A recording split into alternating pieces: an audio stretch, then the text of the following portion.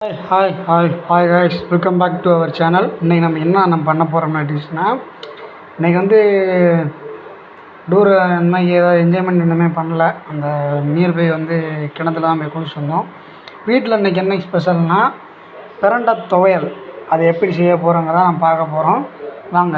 அதுக்கான தேவையான பொருள் வந்து கடுகு போட்டாச்சு, கடலைப்பருப்பு, வத்தல் போட்டாச்சு. அதுக்கப்புறம் வந்துட்டு வெங்காயம் கட் பண்ணி வச்சாச்சு. பிரண்டையை வந்து எடுத்து க்ளீன் பண்ணி வச்சுருக்கு. இதை இது பண்ணணும்.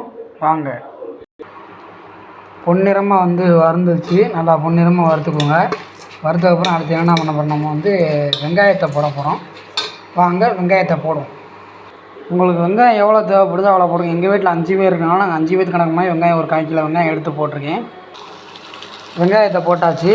ஒரு 10 நிமிஷம் கைவிடாமல் வந்து கிண்டிக்கிட்டே இருப்போம்.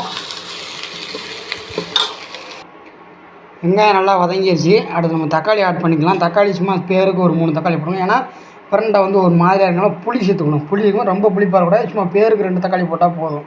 ஒரு 3 தக்காளி நான் எடுத்திருக்கேன். எங்கள் வீட்டில் அதிகமாக இருக்கனால நான் 3 தக்காளி எடுத்திருக்கேன். தக்காளி நல்லா வதங்கிடுச்சு. அடுத்து நம்ம வந்து பிரண்டை வந்து இதோட சேர்த்துக்கணும். வெட்டி வச்சு நல்லா வாஷ் பண்ணி போட்டாச்சு. கிளறி விட்டுக்கிட்டே இருப்போம். இது கூட அடுத்து என்னென்னா, நம்ம வந்து புளி சேர்க்கணும்.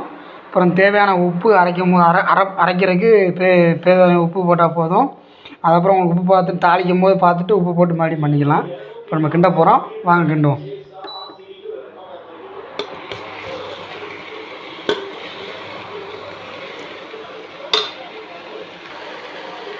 பாதி பாதத்தில் வந்துருச்சு. அடுத்து வந்து நம்ம புளியை ஆட் பண்ணிட்டோம். புளி ஆட் பண்ணப்போ உப்பு வந்து ஆட் பண்ணணும். தேவையான உப்பு போட்டாச்சு. உப்பு ஆட் பண்ணியாச்சு. அப்புறம் நம்ம கிண்டி கிளறி விட்டுவிடும்.